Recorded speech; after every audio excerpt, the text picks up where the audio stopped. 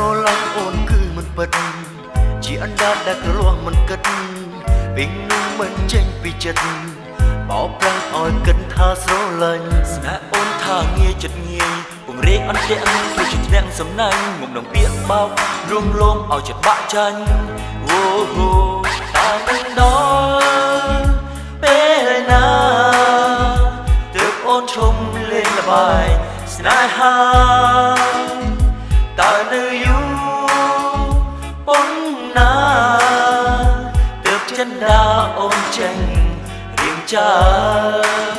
នោមហាស្រីជាប់តាំងដើមនៅមាន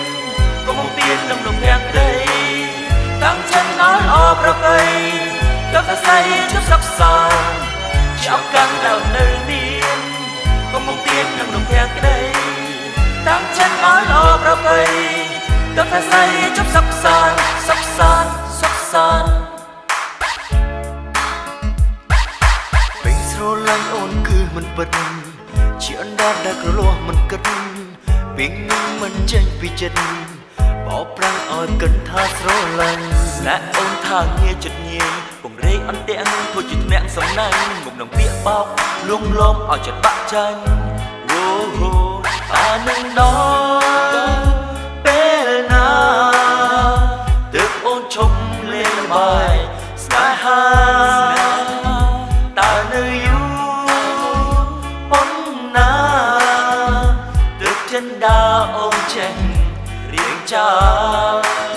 នោមហាស្រីចោលកាំងដល់នៅនាមកុំមកពៀននឹងរូបរាងក្តីតាំងចិនឲ្យអប្រពៃទើបតែស្រីជប់សក់សចោលកាំងដល់នៅនាមកុំមកពៀននឹងរូបរាងក្តីតាំងចិនឲ្យអប្រពៃទើបតែស្រីជប់សក់សា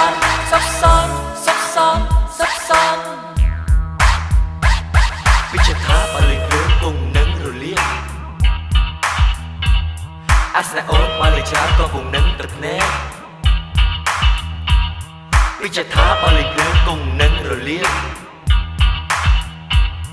អាស្នេហ៍អូនបលិច្រាក៏គង់នឹងត្រថ្នាក់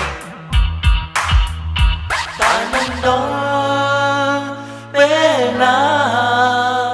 ទើបអូនឈុំលេងល្បាយស្នេហាតើនៅយូរប៉ុណ្ណាទើបចិនដាអូនចេញរៀងចាមកហាស្រីចាំដល់នៅនេះកុំបំពេញនឹងលោកយ៉ាងក្តីតាំងចិនឲ្យអប្រពៃទើបតែស្រីជប់សក់សាជាប់កាំងដល់នៅនេះកុំបំពេញនឹងលោកយ៉ាងក្តីតាំងចិនឲ្យអប្រពៃ